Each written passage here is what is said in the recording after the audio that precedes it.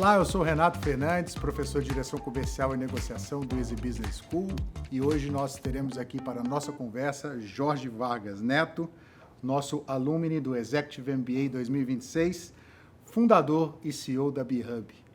Jorge, seja muito bem-vindo, é um prazer revê-lo, estar com você aqui. Fala um pouquinho mais para a gente sobre quem é você e como é que você chegou até a BeHub.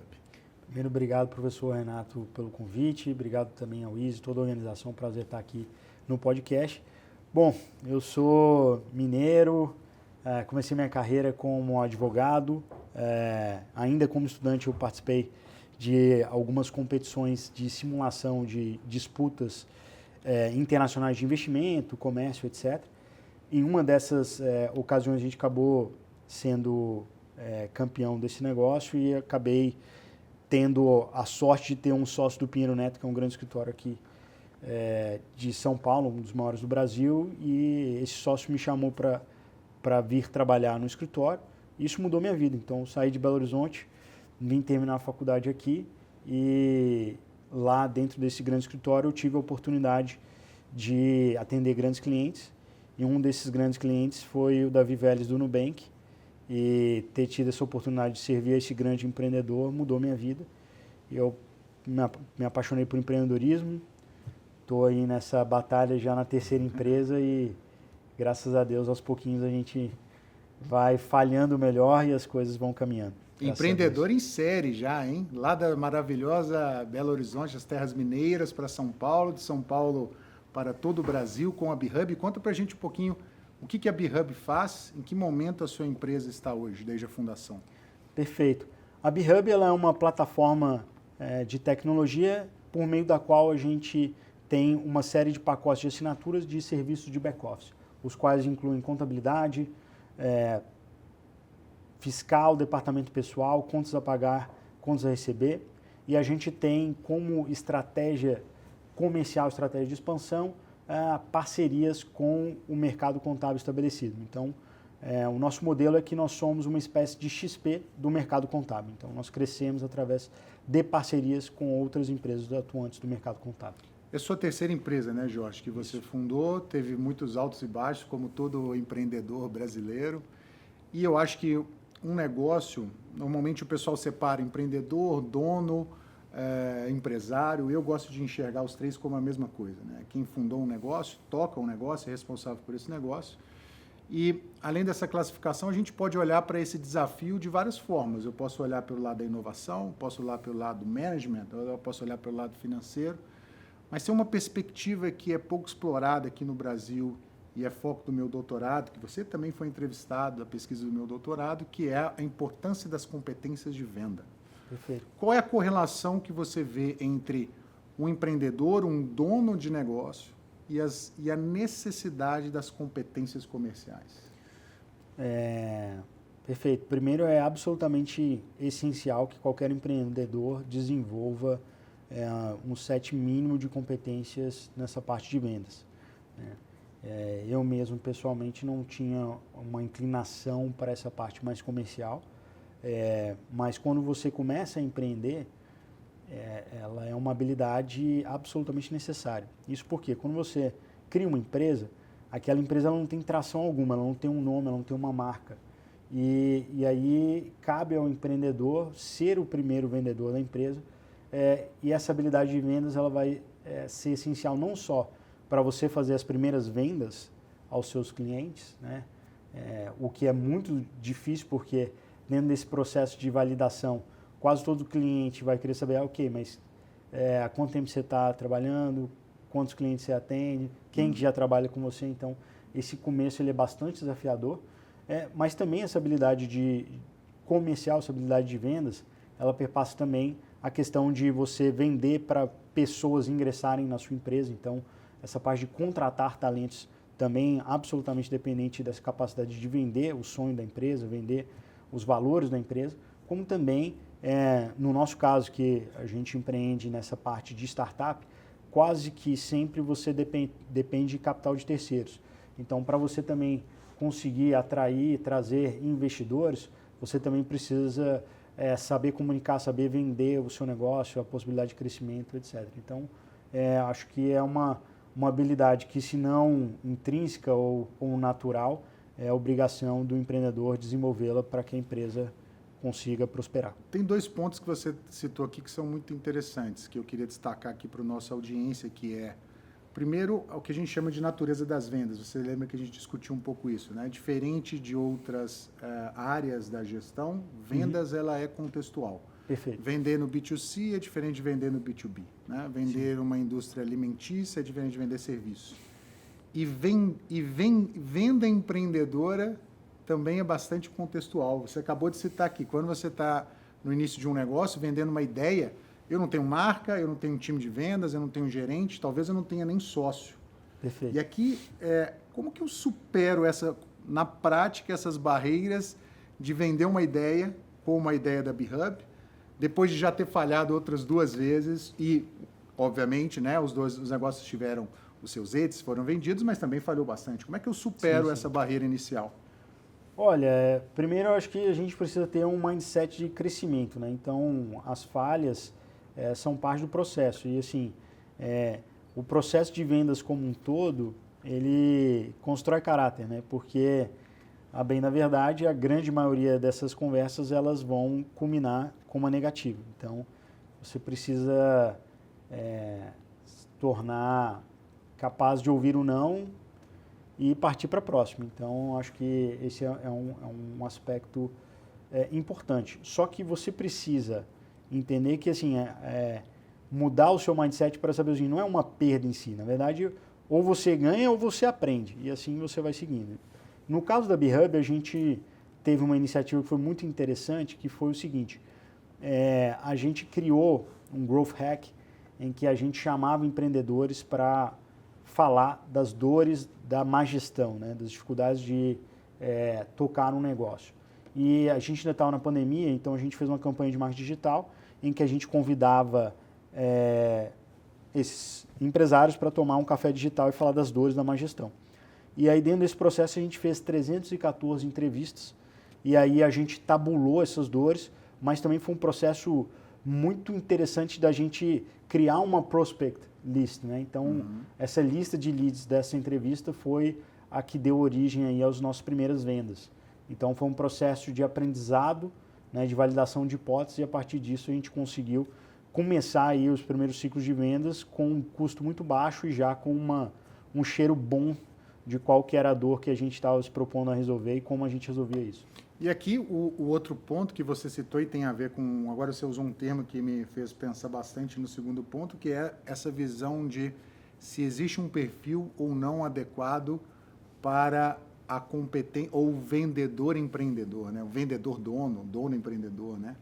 Esse é um debate que nós temos muito na área comercial também. Existe o vendedor natural ou o vendedor é desenvolvido, né? Quer dizer, você, apesar de ter sido advogado no início da carreira, não se via como um empreendedor, vendedor nato. Não. Como que a mentalidade de crescimento te ajudou a desenvolver essa competência? E perguntaria também, lá na Biva e na sua outra empresa de investimentos, outros 2 negócios que você teve, né? O que você aprendeu a fazer melhor ou não fazer como empreendedor, vendedor na B-Hub? Olha, eu acho que essa mentalidade de crescimento ela é um fator essencial para quem empreende, né? Porque em outras carreiras, você acaba que vai desenvolvendo aos poucos e você vai progredindo na carreira de forma que você é muito estimulado a errar menos, né? Quando você muda para uma cadeira, um chapéu de empreendedor, os erros, as falhas, os fracassos, eles são absolutamente intrínsecos a qualquer jornada empreendedora. Então, eu diria que eu não sei se tem essa questão do vendedor nato ou não, mas o que eu acho é que para você ter um empreendimento bem sucedido, é essencial você ter um mindset de crescimento, né? Porque as falhas são essenciais e aí cabe ao empreendedor não só ter esse mindset de ter esse aprendizado contínuo, mas de ter um certo desprendimento, tanto de estar aberto a falhar, a receber um negativo, como também de fazer ajustes na sua proposta de valor, ajustes no seu produto, né, que são aqueles processos do pivô também. Então, muitas vezes você tem uma ideia, uma determinada concepção, mas quando você confronta ela a uma demanda de mercado, a uma realidade de mercado, muitas vezes você, a partir dessa negativa, se tivesse escuta ativa, você vai entendendo, o não ele adveio desse ponto, deixa eu ajustar aqui o meu produto, o meu speech, e assim você vai caminhando para evoluir. Então, eu propriamente dito não tenho essa inclinação, eu acho que eu sou um cara mais introspectivo, porém eu fui desenvolvendo isso também a partir de uma tendência que eu vejo no mercado, né? Então,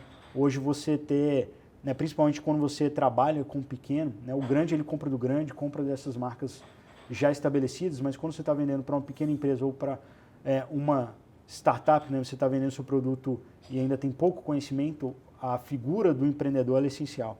Então, né, é o que tem vários cases, né? Você pega um João Adib, um Stefanini, entre outros, são grandes empresários, não que a gente esteja nesse patamar, mas claramente, muitas vezes, a compra está muito ligada a essa figura do empreendedor, né? Tem um grande desafio para a área comercial, de forma geral, essa é um pouco a minha missão, minha vocação aqui na escola, que é mudar um pouco essa percepção também do que é o vendedor, né? Além da questão do perfil, tem um certo estigma.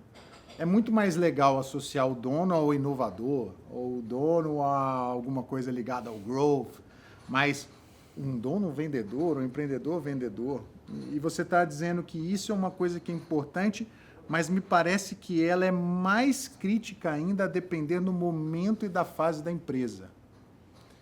Quando nós estamos com o desafio de vender como empreendedor no início de um negócio, você disse, eu tenho que vender para stakeholders, eu tenho que atrair pessoas, tenho que atrair investimentos, eu tenho que efetivamente talvez ser o único ou o primeiro vendedor da empresa. Fala um pouco mais na prática do que você, ao ter essa mentalidade de crescimento, né, você aprendeu na marra a fazer no início da BeHub. Absolutamente, né? Assim, a gente acaba, enquanto seres humanos, enquanto aspirantes aí a empreendedores de sucesso, a gente acaba cultuando aquela história com um capítulo que a gente vê hoje no noticiário. Mas a verdade é que o começo normalmente é sempre simples, né? Então, algumas das figuras que eu mais admiro, Guilherme Benchimol da XP, entre outros, eles começaram de forma bem humilde. E da mesma forma foi na BeHub. Então, quando a gente fazia as primeiras vendas e eu ligava e falava com os clientes, né, os potenciais leads nossos, foi muito interessante para a gente ver o seguinte, né? Primeiro a assimetria de informação. Então, eu falava, bom, prazer, aqui é o Jorge, eu sou da BeHub. Do quê? Viu o quê? Então, assim... Se fosse lá em Minas, eu ia perguntar, que trem que é esse? Pois é, e aí depois a gente fazia anúncio, e aí o pessoal vinha e falava, então é da Bub. E aí a gente, cara, já tem essa, digamos, reality check ali, já desde o começo ali, que deixa a gente, né, sempre humilde. Mas um outro aspecto que eu acho que é muito relevante primeiro, você precisa setar o exemplo. Então, isso é importante. E entender, o empreendedor ele precisa ter uma escuta ativa para ele entender o que o mercado está querendo e ele conseguir ter a nuance de o que está travando a venda, o que poderia ser uma abertura, para ele ir adaptando o speech.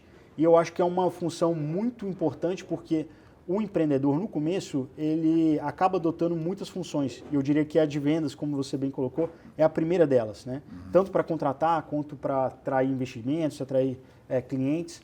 E ele acaba confeccionando essa proposta de valor. Então, é muito importante o empreendedor ele ter esse papel, não só porque, dado que a empresa ainda é inexistente, acaba que essa figura do empreendedor ela realmente ajuda nas vendas, mas também para ele ter essa escutativa e ir confeccionando e melhorando o seu speech de vendas, a sua proposta de valor, que vai ter aí um papel fundamental em toda a empresa, né? Na confecção do produto, no speech comercial, que vai ser utilizado por outros vendedores, para atrair talentos, para tudo isso. Então, ele está crafting ali o storytelling, crafting ali essa questão da proposta de valor. Então, acho que é absolutamente fundamental que um dos fundadores tenha esse papel no começo. Uma coisa é uma ideia, outra coisa é um negócio, outra coisa uma startup e outra ainda é um negócio em crescimento ou um maduro, né? Sim. E há um desafio, na minha visão, de conseguir aplicar algumas dessas técnicas, né, que se treinam para vendedores em todas essas fases como empreendedor. E aqui você está citando um exemplo, né, que parece algo simples para quem está na área comercial, que é estar próximo do cliente, ouvir o cliente, coletar feedback. Quantas ideias boas não morreram porque o empreendedor achava que tinha uma coisa genial, revolucionária, e quando foi ao mercado, nem o nome da empresa ele entendia. Pois é. E isso é importante também, professor, porque, de novo, essa dinâmica que você trouxe dos diferentes momentos da jornada, isso é muito importante e o empreendedor ele precisa ter essa ciência, porque no começo ele tem que ter essa escuta ativa, ele tem que ir adaptando o speech dele, adaptando um pouco do produto. Só que, ao mesmo tempo, ele precisa ser cuidadoso para que cada venda não seja uma. Porque se ele vender um produto diferente para cada comprador, ele não vai conseguir entregar. Então, é um equilíbrio fino. E também, por conta disso, eu acho que é tão fundamental ter essa presença de um fundador tocando esse processo. Agora, vamos migrar, então, para uma outra fase, que é onde a BeHub está, né? Comparado aos seus outros dois negócios, a BeHub, não sei ainda se é o seu maior caso de sucesso, porque você ainda está tocando, ela não vendeu, não sei se vai vender. Mas ela já é o maior caso de sucesso em termos de estrutura, né? Uma estrutura maior, base de clientes, taxa de crescimento. Como é que se faz essa passagem, Jorge, do vendedor empreendedor da ideia, do vendedor empreendedor da startup e do vendedor empreendedor de uma empresa que já está em uma outra fase, que é o crescimento, a famosa escala, o famoso growth? Como é que você vê essa diferença na prática? É um processo bastante dolorido de crescimento de um modo geral. Então, quando você começa a empreender, você acaba vendendo aquela ideia. Aí depois, quando você tem uma startup, você acaba que o empreendedor ele adota ali alguns papéis e ele vai se demitindo para colocar outra pessoa que vai tocar aquele papel, talvez melhor, talvez seja simples por uma questão de dedicação. E depois, quando ele vai para a escala, muda muito o papel, porque ele é um papel que você tem que, principalmente, ser exemplo e ser um influenciador de outras pessoas. Então, hoje na BeHub, a gente está com mais de 8 mil clientes, faturamento de 154 milhões em menos de 4 anos. Então, assim, quase 800 funcionários. Então, assim, é impossível a gente estar em todos os lugares.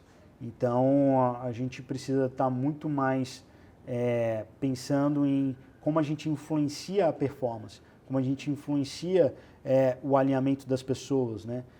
Como a gente cria um bom ambiente de trabalho, como a gente consegue criar um ecossistema interessante para os nossos parceiros, para os nossos clientes, como é que a gente vai influenciar essa performance empresarial a partir de valores, exemplo, rotinas, mecanismos, como que a gente vai influenciar essa performance. Então, é muito diferente do que o papel inicial.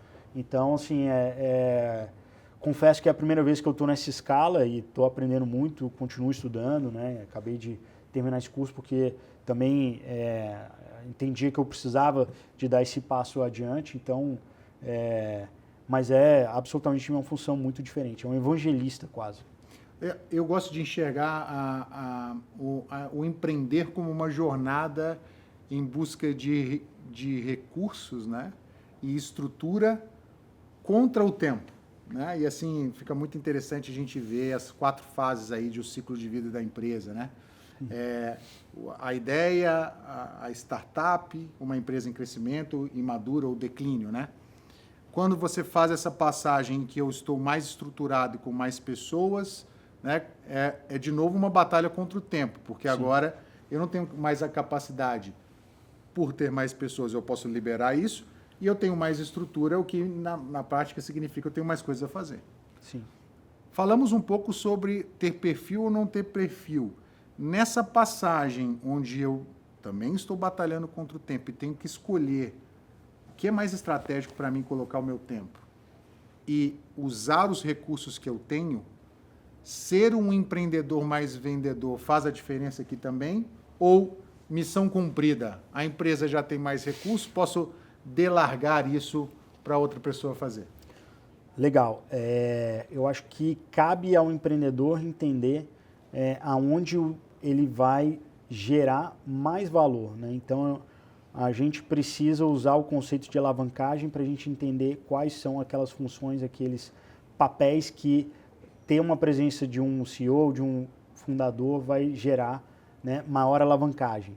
Então, a gente está num momento de mercado em que, sobretudo no Brasil, a figura do empreendedor, mas que ele também é um influenciador, ela tem um papel bem importante. Então,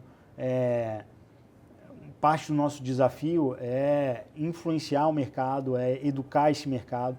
Então, grande parte hoje do meu tempo eu acabo tendo um papel de ser evangelizador, de criar conteúdo, de educar o mercado que a gente atua, que é o mercado contábil, o mercado que movimenta, né, 208 bilhões de reais ano, atende aí mais de 20 milhões de empresários, de empresas brasileiras, composto de 105 mil escritórios de contabilidade, mais de 500 contadores.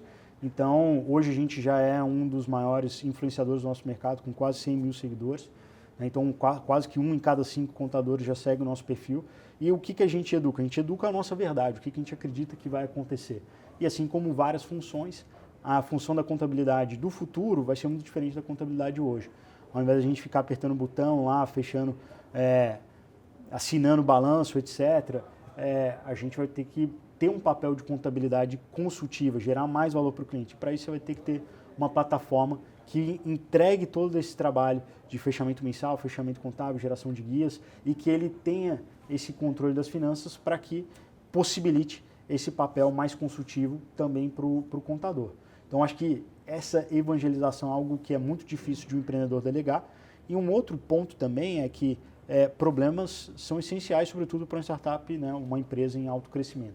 Então, acaba que muita coisa que vai para a figura do empreendedor, e o empreendedor ele precisa chamar isso, são os principais problemas da empresa. Então, se o empreendedor ele se fechar para isso, ele manda um sinal muito perigoso para a organização. Então, é importante ele estar aberto, chamar a responsabilidade dos maiores problemas e também de novo, é um exemplo, ter essa cultura de transparência, ter essa abertura para atuar sobre os problemas e segundo, que ele tem ali uma legitimidade de tomada de decisão rápida com relação a esses problemas que nenhuma outra pessoa na organização vai ter. Então, acho que esses dois papéis aí são fundamentais, o empreendedor sempre tem que dedicar talvez a maior parte do tempo dele para isso. Então, quer dizer, aquele jovem de BH, advogado, que virou empreendedor, teve os seus altos e baixos, agora está em uma empresa em crescimento e agora lidera o comercial de uma outra forma, né? Quer dizer, delega atividades que podem ser delegadas, você tem time comercial hoje, você tem liderança comercial, mas até brinquei com você, porque você tá sempre ativo no LinkedIn, está lá como influenciador, evangelizador da BeHub, né? Dá uma visão para o nosso público aqui de o que o empreendedor, nessa fase, né? Depois de ter passado o início ali da organização, nessa fase da BeHub, tá? O que eu posso abrir mão de fato, em termos comerciais, e o que eu não posso abrir mão de forma alguma? Legal. Eu acho que dentro do processo de vendas tem várias caixinhas, né? Então, tem desde processos talvez um pouco mais repetitivos, que são, por exemplo, processo de enriquecimento de lead, ou mesmo aquele processo do SDR lá de atrás. Então, sim, tem toda uma estrutura de vendas que eu acho que o empreendedor ele tem que mostrar que isso é importante, então acompanhar, né, os indicadores. Eu acho que é algo que sempre o empreendedor precisa mostrar. Ele precisa mostrar que o crescimento ele é importante, então ele está próximo de vendas. Eu acho que é super essencial. E ao mesmo tempo ele precisa, dentro dessa sorte, mostrar que é importante. Vai ter casos, alguns tipos de vendas que ele vai precisar entrar, né? Tem o aperto de mão. Então, eu participo até hoje de 100% das vendas de parceiros contábeis, eu estou envolvido no processo. Com alguns clientes mais importantes, todos os clientes são importantes, mas alguns clientes de maior porte eu também me envolvo nas vendas. Agora, eu estou sempre ouvindo o speech, eu estou sempre vendo como é que está aquele feedback, percebendo ali também motivos de perda de vendas. Então, você está atuante nesse processo é essencial, porque no final do dia, o comercial é a porta de entrada de cliente. Sem cliente, nenhuma empresa sobrevive. Então, tendo a acreditar que essa é uma dos pilares centrais aí para a sobrevivência de qualquer empresa e demanda aí uma atenção do empreendedor, do empresário. Antes de fechar essa questão, eu queria voltar a uma pergunta que me fazem quando eu falo um pouco da pesquisa que eu fiz aqui no Brasil com 1.000 empreendedores de vários segmentos.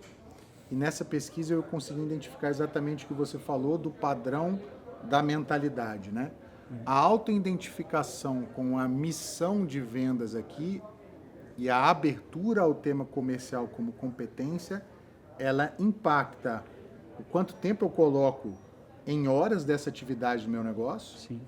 E o quão aberto eu estou para desenvolver essa competência. Ou seja, se eu me vejo como um dono de negócio que é vendedor, mesmo não tendo perfil como o Jorge, eu vou colocar mais horas do que o meu par que não se vê, né? E eu vou investir mais tempo e recursos para desenvolver essa competência do que uma pessoa que acha que não tem perfil. E o mais impressionante é, esse investimento em horas e o investimento em aprendizado afeta o resultado, especialmente participação de mercado e venda. Ou seja, a mentalidade de crescimento aplicada a vendas gera resultado. Com certeza. Agora, uma pergunta que sempre me fazem, Jorge, eu não posso delegar isso para o meu sócio, e eu sei que você já teve, como todo brasileiro também, vários dilemas com a questão de sociedade, que é uma das principais razões dos fatores de mortalidade de um negócio, né? Uhum. Dá para terceirizar isso para um sócio, Jorge? Como é que você vê? Olha, algum dos sócios tem que tocar isso. Eu tendo a achar que, a depender do seu negócio, você precisa ser o presença do CEO tá ali. Você pegar quem é o CEO do Google, das maiores empresas de tecnologia do mundo, a figura do CEO é muito importante. Então, eu tendo a achar que é relevante. E pegando o gancho do que você estava colocando, eu acredito que os melhores empreendedores, eles são, na verdade, apreendedores. Ou seja, eles aprendem muito, né? Porque, sobretudo em um mundo absolutamente dinâmico que a gente vive, eu acho que é extremamente perigoso a gente falar, deleguei, acabou, pronto, acabou, vou para o próximo. Cara, é muito perigoso porque está sempre dinâmico, então a gente nunca está pronto. Então você ter esse mindset de crescimento, está sempre analisando, está sempre disposto a melhorar, acho que é essencial. Não só para aprender vendas, mas a qualquer coisa, né? A empresa está sempre se adaptando, assim como o mercado, né? What take you here won't take you there. E voltando ao que a gente falou, então, para fechar aquele ponto, quer dizer, eu tenho que, como empreendedor, eu tenho esse dilema de escolher como usar o meu tempo. Perfeito. São muitas coisas a fazer, muitas coisas a aprender, com mais estrutura. Em tese, eu tenho mais tempo, mas imagino que a gente nunca chega ao ponto onde o dono diz, estou com tempo livre, né, Jorge? Não. O ponto você diria, então, que mantendo um foco na competência comercial como dono, o que acontece, então, nessa passagem entre um negócio mais inicial e mais em crescimento estruturado é mudar a natureza da função comercial? Eu deixo de ser um vendedor mais transacional, operacional e migro para um sistema mais de influência?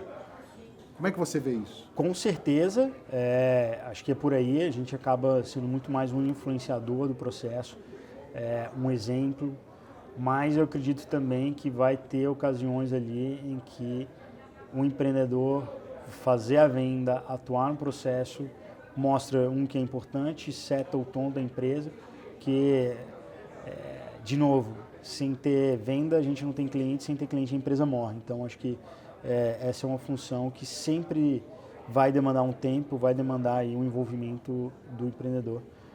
Agora, naturalmente que não dá para participar de tudo, não dá para dedicar 100% do tempo apenas para vendas, mas com certeza acho que tem que deixar ali uma banda de tempo dedicada. E pensando em sócio e aprender, como é que você vai delegar uma coisa que você não conhece? Exato. Tem esse desafio, né? Hoje mesmo a gente está discutindo a questão de aplicação de inteligência artificial no negócio, inteligência artificial na área comercial.